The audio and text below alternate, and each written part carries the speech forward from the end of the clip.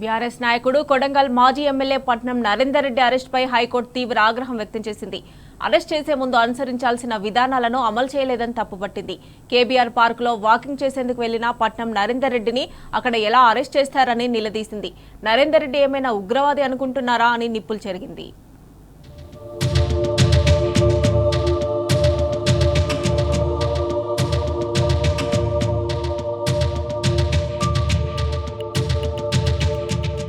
మాజీ ఎమ్మెల్యే పట్నం నరేందర్ రెడ్డిని అరెస్టు చేసిన తీరును హైకోర్టు తప్పుపట్టింది.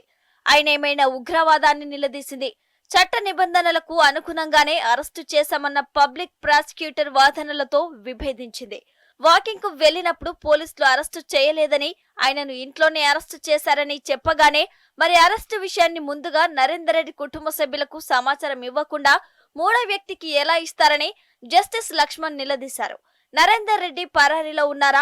అరెస్టు చేసే ముందు సుప్రీంకోర్టు జారీ చేసిన మార్గదర్శకాలను ఎందుకు అమలు చేయలేదని నిగ్గదీసి అడిగారు. అరెస్టు ప్రక్రియలో నిబంధనలను పోలీసులు ఉల్లంఘించారని కోర్టు తీవ్రంగా ఆక్షేపించింది.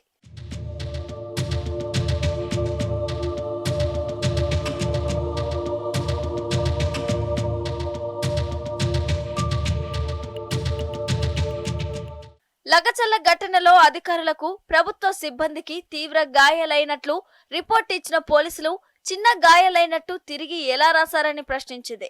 మెడికల్ రిపోర్టులను పరిశీలిస్తే ఘటనలో గాయపడ్డ అధికారులకు పెద్ద గాయాలు కాలేవని స్పష్టమవుతున్నట్లు హైకోర్టు పేర్కొంది.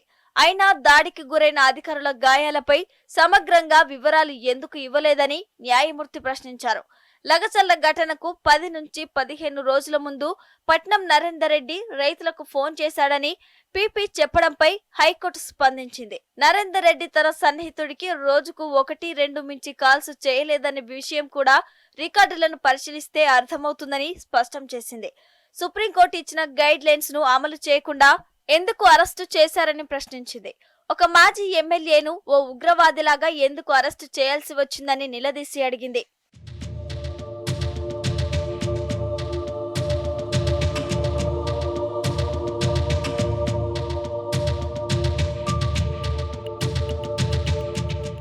లగచల్ల ఘటనలో రాజకీయ ప్రేరేపితంతోనే పట్నం నరేందర్ రెడ్డిని అరెస్టు చేశారని ఆయన తరపు లాయర్ పేర్కొన్నారు. ఈ ఘటనలో Kodangal judicial first class magistrate court ఈ నెల 13న జారీ చేసిన రిమాండ్ ఉత్తర్వులు చట్ట విరుద్ధమన్నారు. నిందితులను అరెస్టు చేసే ముందు అనుసరించాల్సిన విధి విధానాలపై డీకే బసు కేసులో సుప్రీంకోర్టు జారీ చేసిన మార్గదర్శకాలను పోలీసులు అమలు చేయలేదన్నారు. రైతులు తమ భూమి పోతుందనే భయాందోళనతోనే దాడి చేశారని లాయర్ తెలిపారు. పోలీసుల చర్యలు ఏకపక్షంగా దుర్మార్గంగా ఉన్నాయన్నారు. పబ్లిక్ హియరింగ్ నిర్వహించకుండా భూములు లాక్కునే ప్రయత్నం చేశారని లాయర్ కోర్టుకు తెలిపారు. అధికారులకు, దాడికి పాల్పడిన వ్యక్తులకు మధ్య ఎలాంటి శత్రుత్వం లేదని, అనవసరంగా పట్నం నరేందర్ రెడ్డిని ఈ కేసులో నిందితుడిగా చేర్చారని లాయర్ కోర్టుకు తెలిపారు.